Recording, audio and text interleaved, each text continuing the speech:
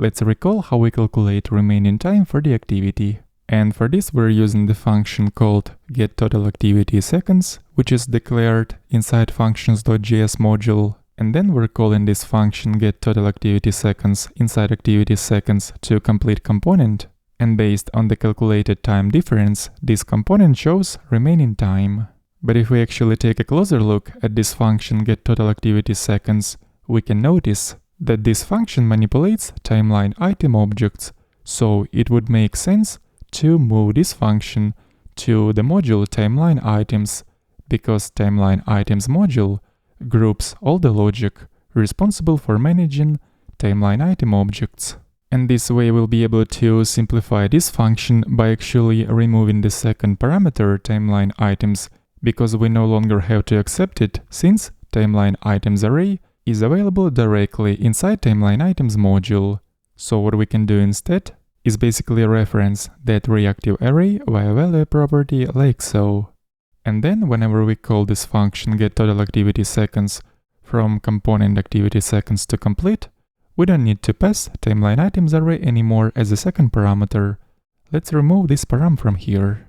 And now since this function has been moved to timeline items module, we need to add an import statement to import getTotalActivitySeconds function from timeline items module, and we can remove previous import, which was importing this function from the functions module.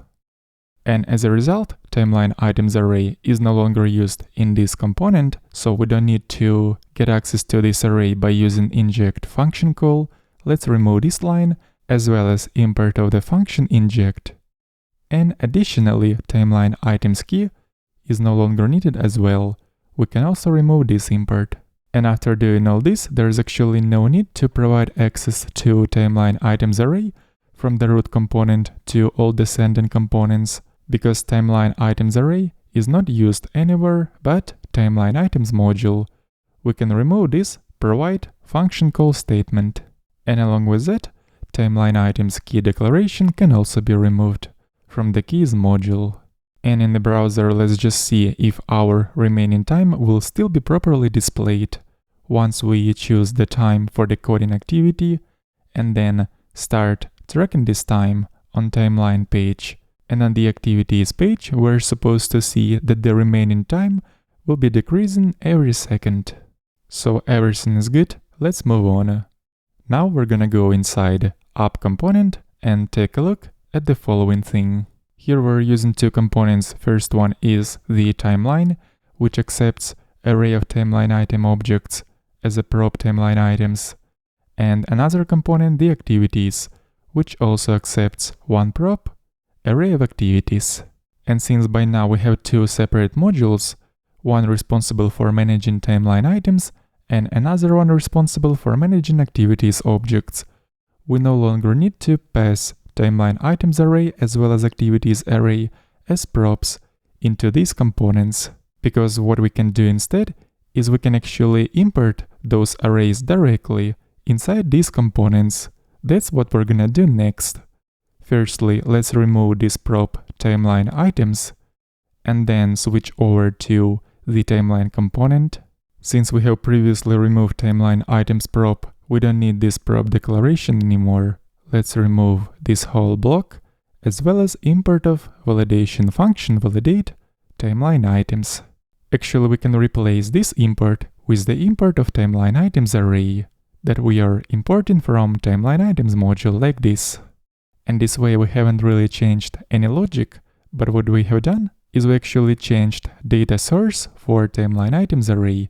If previously we were accepting this array in this component as a prop, now we are importing this array directly from timeline items module. So in our root component timeline items array is no longer needed, we can remove this import, and then let's do pretty much the same thing for activities array that is currently getting passed as a prop into the activities component. Firstly, we're going to remove activities prop from here, as well as import of activities array. And then we're gonna go inside the activities component, remove prop declaration of activities prop and validation function validate activities. Just like for timeline items, we're going to import array of activities from its corresponding module called activities. And after doing such refactoring, everything is supposed to work the same.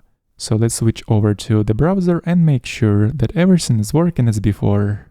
So when selecting the timeline component inside Vue Developer Tools, on the right side we can see that we still have access to timeline items array, but this time this array is imported directly from timeline items module instead of accepting this array as a prop from the root component.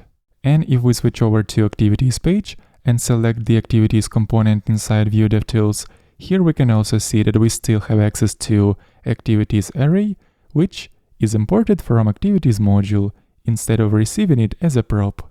And this is how we were able to simplify our code by using global stores for timeline items and activities and importing necessary data from these modules directly inside the components that need this data. So let's keep going in the next lesson, and the link to the repository of this project will be in the video description.